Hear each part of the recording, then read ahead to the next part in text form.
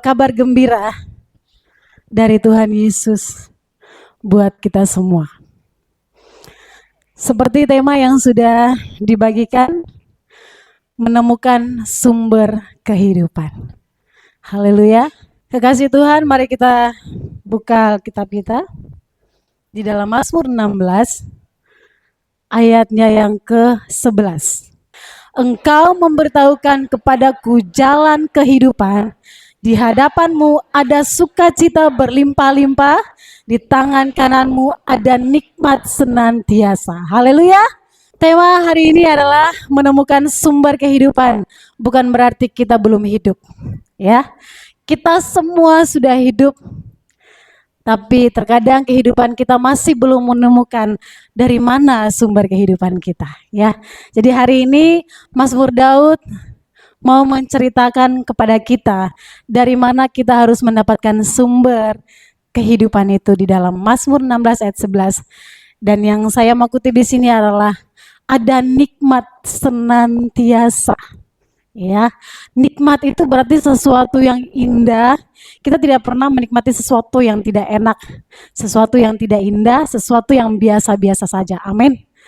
Dan kita pasti pernah menunggu momen-momen indah yang akan kita nikmati. Haleluya. Nah, momen-momen indah apa yang mau kita nikmati, yang pernah kita tunggu di dalam kehidupan kita? Kalau yang muda-mudi, momen paling indah yang mereka tunggu-tunggu adalah saat mereka baru pertama kali jatuh cinta. Jadi, perasaan senang kita, kenikmatan hidup kita tidak bisa diukur dengan apa yang kita alami, tidak bisa diukur dengan apa yang kita punya. Kalau semuanya itu bisa diukur dengan apa yang kita punya, maka Salomo adalah satu-satu pribadi yang sangat-sangat bahagia. Dia punya bukan cuma satu istri, tapi 1000 istri. Siapa yang punya 1000 istri? Seperti Salomo di dalam Alkitab sudah tidak ada. Hanya Salomo saja. 700 istri dan 300 selir. Totalnya 1000 istri. Bahagia enggak? Bahagialah. Dia adalah orang yang paling bahagia. Tapi di akhir dari kitabnya dia mengatakan bahwa segala sesuatu adalah sia-sia. Pengkhotbah 2 ayat 10 sampai 11. Jadi lalu aku memandang segala pekerjaan yang dilakukan tanganku dengan segala usaha yang kulakukan dengan jerih payah. Lihatlah, segala sesuatu adalah kesia-siaan dan usaha menjaring angin. Tak ada keuntungan di bawah matahari. Jadi maksud Salomo adalah bukan berarti hidup itu tidak berarti dan tidak bisa menikmati banyak hal. Tetapi yang Salomo mau katakan bahwa kejayaan, jabatan, kesenangan, bahkan hikmat itu tidak akan bisa menjamin apapun dalam kehidupan kita. Amin. Akhir dari kitab Salomo, saya baca itu di Pengkhotbah 1 ayat 1 sampai 2. Dia menyebut namanya sebagai pengkhotbah. Pengkhotbah anak Daud. Jadi Daud anaknya berarti siapa? Salomo. Jadi pengkhotbah berkata bahwa segala sesuatu adalah kesia-siaan. Dia tidak menaruh nama bahwa saya adalah sultan, pejabat besar. Dia tidak memegahkan namanya, tapi dia menulis namanya I am pengkhotbah. Ya, saya pengkhotbah. Kita lihat apa arti itu pengkhotbah. Pengkhotbah itu dalam teks asli bahasa Ibrani, kata yang diterjemahkan sebagai pengkhotbah adalah kohelet. Kata ini berakar dari kata kahal yang berarti kumpulan atau perhimpunan atau jemaat. Jadi kohelet secara harfiah berarti seseorang yang mengumpulkan dan berbicara di depan jemaat atau perhimpunan. Dia memilih menjadi pengajar, pengkhotbah. Apa yang diajari di sana? Mengajari pengalaman hidup yang sia-sia kepada generasi, supaya generasi selanjutnya tahu bahwa kehidupan yang kita jalani, kenikmatan yang kita jalani, semua kesenangan yang kita nikmati itu adalah sia-sia. Kenapa dia mau menceritakan itu? Dia sudah mengalami semuanya, dia sudah punya semuanya, dan dia sudah pernah memiliki semuanya. Dan dia mau kasih tahu ke kita, sampai hari ini kitab pengkhotbah itu ada, firman itu Salomo memberitakan kepada kita generasi ke generasi sampai ke generasi selanjutnya, mengatakan bahwa jangan kamu bersusah-susah hati untuk mengejar segala sesuatu yang sia-sia, kenikmatan sementara, karena semua itu adalah sia-sia. Tapi kabar gembiranya ada di dalam Mazmur 16 ayat 11. Dan saya mau kutip dari semua perkataan Salomo adalah, ingat segala sesuatu di bumi ini memiliki tanggal kadaluarsanya. Amin. Semua yang ada di, bukan hanya barang yang kita beli dan kita lihat ada tanggal kadaluarsanya, hidup kita pun ada tanggal kadaluarsanya. Itu yang namanya kesia-siaan kalau kita tidak mencari sumber yang sebenarnya. Amin. Mazmur 16 ayat 11, engkau memberitahukan kepadaku jalan kehidupan, di hadapanmu ada sukacita berlimpah-limpah, di tangan kananmu ada nikmat senantiasa. Daud menawarkan sukacita, amin, dan nikmat yang senantiasa. Tapi kenapa? Karena kita manusia selalu memiliki kenikmatan yang sedikit-sedikit, kesenangan yang sedikit-sedikit, kebahagiaan yang hanya sedikit-sedikit. Siapa yang mau katakan bahwa sukacita dia selalu full? Bali Blessing pasti punya sukacita yang full. Amin. Haleluya. Jadi karena manusia hanya punya kenikmatan yang sedikit-sedikit, kebahagiaan yang sedikit-sedikit, timbul tenggelam, sekarang sukacita, besok tidak sukacita, sekarang sukacita, besok marah, sekarang bahagia, besok bisa iri, sekarang bahagia, besok bisa dengki, sekarang bahagia, besok bisa segala macam tidak bahagia. Itu namanya bahagia yang sedikit-sedikit, tidak full, sesuai dengan keadaan hati kita. Nabi Salomo bilang, aku memiliki apa? Sukacita yang berlimpah-limpah, berarti sesuatu yang full, tidak sedikit-sedikit, ya, berlimpah-limpah. Dan apalagi? Kenikmatan yang senantiasa, berarti senantiasa itu tidak ada habisnya, ya. Senantiasa berarti tidak ada habisnya, selalu ada kenikmatan yang aku rasakan, dan itu rasanya mantap, ya. Jadi Daud menawarkan itu kepada kita semua, dan pertanyaannya, apakah kita mau? Mau. Ya, kalau kita mau, mari kita lihat di apa yang Daud lakukan. Kita ikuti dia supaya kita tahu kenapa Daud bisa memiliki kenikmatan yang luar biasa itu. Yang pertama, mohon perlindungan. Ya, mohon perlindungan. Apa itu perlindungan? Ya, perlindungan dalam Perjanjian Lama adalah tempat perlindungan orang Israel. Dalam Perjanjian Lama, tempat perlindungan itu adalah, jadi gini, jadi waktu orang Israel mereka masuk ke tanah Kanaan, dan sebelum mereka masuk ke tanah Kanaan itu Tuhan berfirman kepada Musa, Musa, nanti kalau orang Israel sampai ke tanah Kanaan, tolong bangunlah kota-kota perlindungan, ya, kota-kota perlindungan. Gunanya untuk apa? Kota-kota perlindungan itu untuk mereka yang membunuh dengan tidak sengaja. Membunuh dengan tidak sengaja. Jadi saat mereka membunuh dengan tidak sengaja, orang-orang ini harus lari ke kota-kota perlindungan tersebut.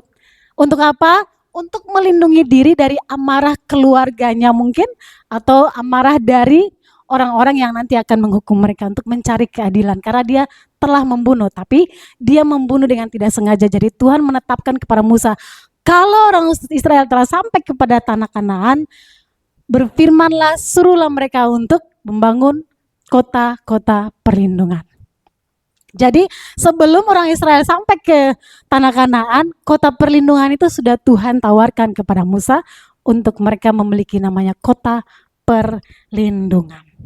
Apa tempat perlindungan kita? Tempat perlindungan kita saat ini adalah rumah. Ya, jadi semua itu tidak akan memberikan keamanan kepada kita. Terus apa yang Daud katakan?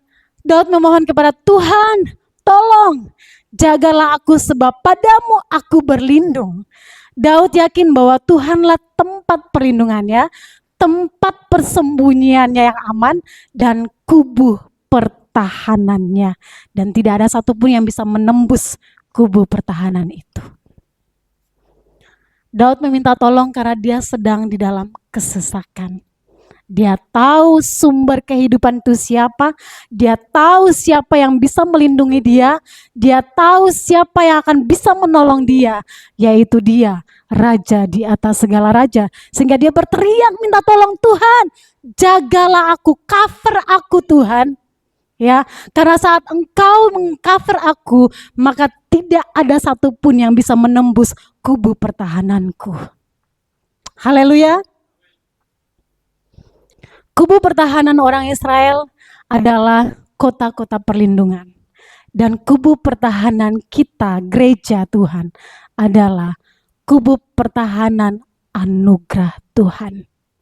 Sampai hari ini harusnya kita dihukum karena banyak sekali hal yang kita lakukan yang tidak berkenan, yang salah.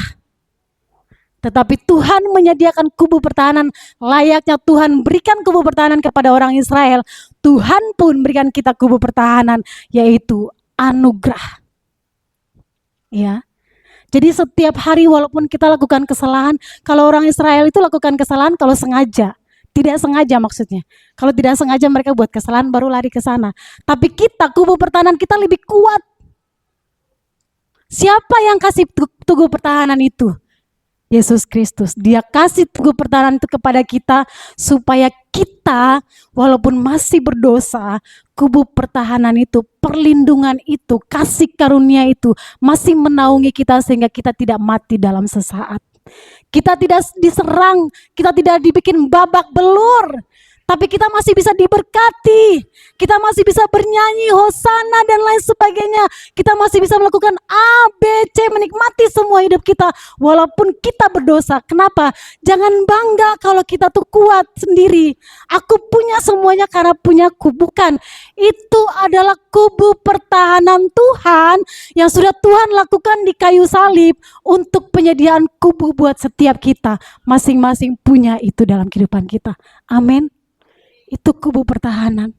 Jadi jangan bangga kalau hari ini saya kuat. Jangan bangga kalau hari ini saya berhasil. Puji Tuhan. Ya, tapi ketahuilah bahwa Daud mengatakan bahwa engkaulah kubu pertahananku. Jadi kalau hari ini kita hidup, bukti bahwa kubu pertahanan yang sudah Tuhan buat begitu kuat, alam maut tidak bisa menguasainya. Bahkan alam maut pun tidak bisa menguasai kubu pertahanan kita, yaitu anugerah. Makanya tadi waktu kita bernyanyi, tempat perlindunganku, kasih-Mu nyata di dalam hidupku. Itu luar biasa, makanya saya pengen sekali untuk nyanyi. Engkau tempat perlindungan-Mu, kasih-Mu nyata di dalam perlindungan-Mu bagiku setiap hari. Itu yang Daud minta.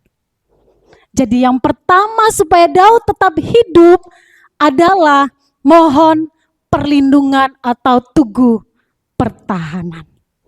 Haleluya. Yang kedua, poin yang kedua, ya saya sudah melewati ini. Poin yang kedua adalah Daud memilih komunitas. Di ayatnya yang ketiga, aku suka berkumpul dengan orang-orang kudus yang ada di tanah ini. Merekalah orang-orang mulia yang selalu menjadi kesukaanku. Haleluya. Jadi saat dia sudah meminta perlindungan dari Tuhan, Daud pun diberikan hikmat untuk memilih-milih komunitas. komunitas yang kudus. Berarti kalau Daud memilih komunitas yang kudus, berarti Daud suka dengan orang-orang yang mengasihi Tuhan. Kalau Daud suka dengan orang-orang yang mengasihi Tuhan, berarti Daud tidak suka dengan orang-orang yang tidak mengasihi Tuhan. Kenapa? Karena kalau Daud berkumpul dan bergabung dengan orang-orang yang mengasihi Tuhan, maka dia akan dibawa semakin dekat dengan Tuhan. Tapi kalau Daud, kenapa dia tidak suka bergaul dengan orang yang tidak mengasihi Tuhan? Karena saat dia tidak mengasihi Tuhan, maka Daud akan ditarik kepada menyakiti hati Tuhan dan jauh dari Tuhan. Pertanyaannya gini, saya orang gereja, saya mengasihi Tuhan, tapi saya tidak suka dengan orang-orang gereja. Mereka semua munafik, ya. Terus kita lebih care, ya, lebih care dengan aku mending lebih suka bergaul dengan orang-orang di luar lah, bergabung dengan komunitas-komunitas luar daripada orang-orang gereja. Di sana itu semuanya munafik. Pernah ya dengar kata-kata itu? Umum, ya, itu umum. Tapi di sini Daud mau mengatakan kepada kita mau lihat apa yang Daud rasakan. Kenapa dia bergaul dengan orang-orang kudus? Supaya pada saat dia melakukan dosa, ada yang mengingatkan dia. Hei Daud, kamu berdosa. Daud pernah berbuat dosa? Pernah. Siapa yang mengingatkan dia? Sahabatnya Yonatan mengingatkan Daud dan Daud bertobat. Amin. Sahabatnya berarti sesama orang yang mengasihi sesama orang yang mengasihi Tuhan. Mereka lah yang akan menintrospeksi diri kita, ya. Dan makanya firman Tuhan mengatakan bilang gini, balok di mata kotoran kecil di mata orang kita lihat, tapi kotoran yang besar kita tidak lihat di mata kita. Kita perlu orang lain untuk melihat kita. Siapa dia? Orang-orang yang ada di sini, tidak di luar sana. Amin. Orang-orang Bali Blessing, saudara-saudaraku di dalam Tuhan, kekasih-kekasih Tuhan yang ada di Bali Blessing, bukan yang di luar sana. Amin.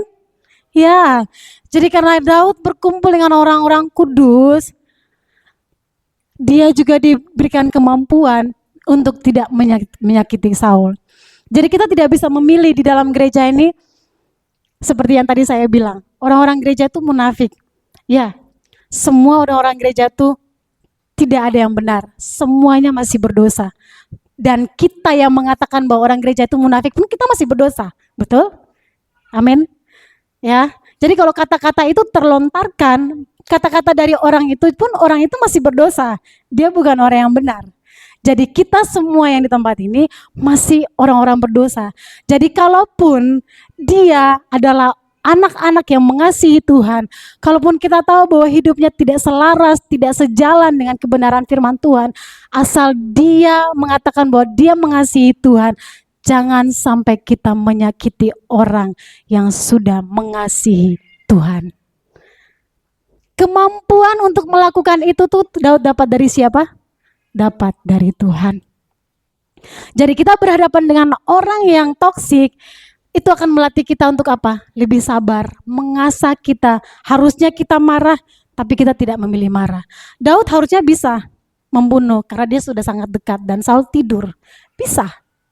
Kamu yang membuat aku tidak nyaman, kamu yang mau membunuh aku, kamu yang mau memfitnah aku, kamu dan yang gini bla bla segala macam, semua kamu buat aku jahat.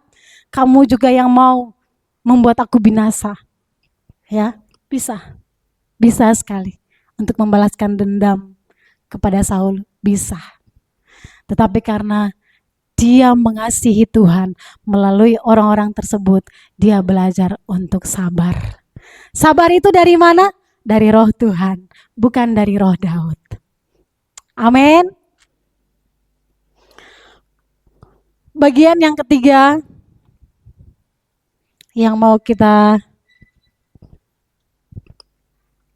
saksikan bersama adalah mencintai Taurat Tuhan. Ya.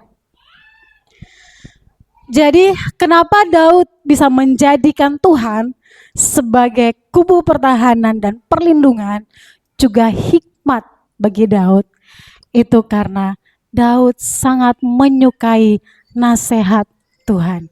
Mari kita baca di dalam Mazmur 16 ayat 7 sampai 8. Aku memuji Tuhan yang telah memberi nasihat kepadaku. Ya, pada waktu malam hati nuraniku mengajariku. Aku senantiasa memandang kepada Tuhan, karena Ia berdiri di sebelah kananku, aku tidak goyah. Daud seorang raja, dia tidak mengandalkan kemampuannya, tapi Daud membutuhkan nasihat Tuhan. Di mana Daud bisa mendengar nasihat Tuhan? Dari hukum Tuhan atau Taurat Tuhan. Di dalam kitab yang lain tuh Daud mencintai Taurat Tuhan itu seperti emas, ya, seperti emas murni. Itu di dalam Mazmur 19 ayat 10, ayat 9 sampai 10. Kalau ada yang bisa bacakan boleh bangkit berdiri. Mazmur 19 ayat 9 dan 10.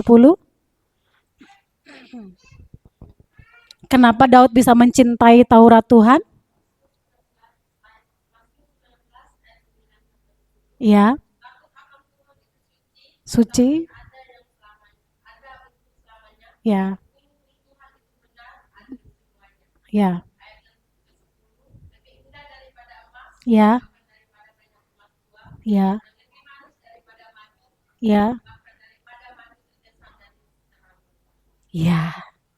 Jadi saking indahnya Taurat itu, saking manisnya Taurat itu, Daud merenungkannya siang dan malam. Kalau bisa dia dengar terus. Dia dengar terus nasihat-nasihat Tuhan yang indah itu. Kenapa? Karena dia sendiri tidak punya kemampuan untuk bisa berjalan sendiri. Dia tidak punya kekuatan untuk berjalan sendiri. Karena itulah dia setiap hari mau memperdengarkan Taurat Tuhan atau hukum Tuhan itu setiap hari dalam kehidupannya. Kita lihat bahwa saking cintanya Daud melakukan puji-pujian kepada Tuhan itu 7 kali dalam sehari. Aku memuji-muji Engkau karena hukum-hukum-Mu yang adil. Itu saudara bisa baca di Mazmur 119 ayat 164. Jadi kita lihat pada waktu fajar Daud bernyanyi, ya. Itu pujian pertama. Terus pujian yang kedua Daud lakukan di Bait Allah. Pujian yang ketiga Daud lakukan di alam yang terbuka. Dan pujian yang keempat Daud lakukan di dalam istana. Dan yang kelima saat matahari terbenam, dan yang keenam di tengah malam, ya, tengah malam, dan yang ketujuh di malam hari. Jadi dia tidak ada henti-hentinya untuk memuji Tuhan. Memuji Tuhan apa? Menyuarakan semua Taurat-Taurat Tuhan yang dia dengar dan yang dia renungkan. Dan itu sangat manis dan sangat indah. Saking sangat indahnya dia bilang terlalu manis, ya, terlalu indah seperti emas. Emas tua lagi. Kalau emas tua tuh emas yang paling bagus, paling the best, ya. Dan dia paling lebih manis daripada madu yang baru ditetes dari sarang. Itu manis, terlalu manis. Amin.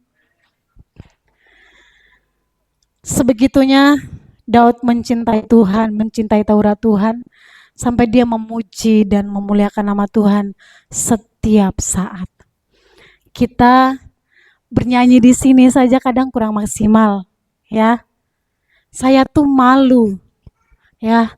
Tuhan sudah kasih, apa yang kurang yang Tuhan tidak kasih ke kita, ya. Tugu perlindungan itu sudah sangat kuat sampai kita masih baik-baik saja sampai hari ini. Tuhan berikan kita hikmat untuk bisa memilih mana jalan yang benar dan mana yang jalan yang salah. Tuhan sudah berikan kita kehidupan sejati, tapi kita memuji Tuhan masih biasa-biasa saja. Berarti kita belum berjumpa dengan Tuhan. Kenapa Daud bisa melakukan hal itu? Karena Daud berjumpa dengan Tuhan, tidak hanya berjumpa, tapi dia menyentuh hati Tuhan. Amin. Ya. Kesimpulan dari renungan hari ini adalah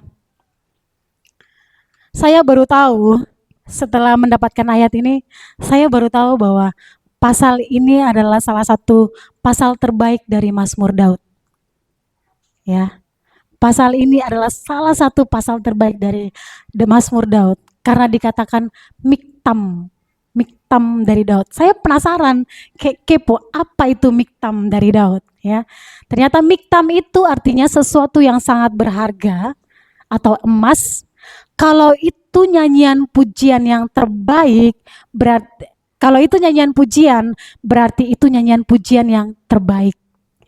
Kalau itu adalah doa, maka itu adalah doa yang terbaik. Jadi ini adalah pasal Daud yang terbaik yang pernah dia tulis dari Mazmur-Mazmur yang lain. Ini salah satu Mazmur Daud yang terbaik. Saudara bisa baca di dekat judulnya itu, ya. Tadi di bawah judulnya itu dia katakan bahwa miktam, miktam dari Daud. Jadi miktam ini lahir dari kedekatan dan perjumpaan Tuhan, Daud kepada Tuhan. Daud nggak mungkin menyatat atau menulis mazmur terbaiknya kalau dia belum berjumpa dengan siapa dia, sumber kehidupan itu. Amin. Dia tidak akan pernah menulis itu. Karena dia sudah sampai kepada perjumpaan dan menyentuh hati Tuhan, maka dia boleh menulis puisi, nyanyian, doa yang terbaik hanya bagi Tuhan. Pertanyaannya adalah begini, apa miktam terbaik kita kepada Tuhan hari-hari ini? Ya, bagian mana yang merupakan miktam terbaik kita karena perjumpaan dengan Tuhan? Ya, bagian mana miktam terbaik kita karena kita berjumpa dengan Tuhan? Miktam pelayanan kah? Miktam kontribusi? Atau miktam pemberian kita? Miktam waktu kita kepada Tuhan? Dan lain sebagainya.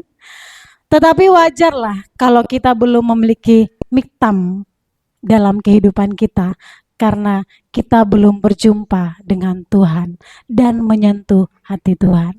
Jadi kalau saat ini kita masih belum punya miktam, berarti kita memang belum berjumpa dengan Tuhan. Mari kita belajar dari Daud yang menjadikan Tuhan itu sumber kehidupannya dan menjadikan Tuhan miktam di dalam kehidupannya. Amin. Jadi miktam yang kita punya itu hanya masih sekedar apa? Jabatan dan status, ya. Jadi kalau di dalam gereja, miktam-miktam kita tuh hanya sekedar aku kan jemaat. Ya. Statusku kan masih jemaat. Jadi saya tidak perlu melakukan yang lebih. Biarkan mereka saja. Yang pelayanan-pelayanan itu loh mereka yang buat. Berarti miktam kita masih sekedar status. Miktam kita belum sampai kepada berjumpa dengan Tuhan. Ya. Jadi kalau miktam kita adalah saya hanya seorang aser. Jadi saya tidak perlu melakukan yang lain. Saya datang, berdiri jadi aser, udah selesai. Nanti kalau ada yang mau minta tolong saya untuk bantu susun kursi dan lain sebagainya, itu bagian perlengkapan. Saya tidak mau. Berarti miktam kita hanya masih sebatas jabatan, status, kondisi keadaan kita, sekarang kita di mana? Miktam kita masih di situ. Miktam kita belum sampai kepada berjumpa dengan Tuhan. Tapi kalau miktam kita sudah sampai dengan berjumpa dengan Tuhan, maka kita akan melakukan sesuatu yang lebih. Daud menulis miktamnya, dia katakan bahwa lebih indah dari emas, terbaik. Apa miktam terbaik yang sudah kita berikan kepada Tuhan? Saya percaya bahwa kalau Bali Blessing berjumpa dengan Tuhan, maka saya percaya kita semua akan memiliki miktam-miktam yang terbaik yang mau kita persembahkan bagi Tuhan Yesus. Amin. Ya, di akhir dari sharing saya pada pagi hari ini, Di ayat yang 11 itu merupakan pengakuan seorang Daud yang sudah menyentuh hati Tuhan. Jadi Daud bukan di level di level hanya dipilih Tuhan saja, tapi Daud naik di level yang lebih tinggi, yaitu menjadi kesukaan Tuhan. Mari kita baca sama-sama di Kisah Para Rasul 13 ayat 22b. Kita baca sama-sama, semuanya bangkit berdiri.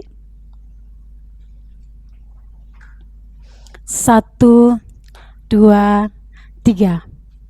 Aku telah mendapat Daud bin Isai, seorang yang berkenan di hatiku dan yang melakukan segala kehendakku.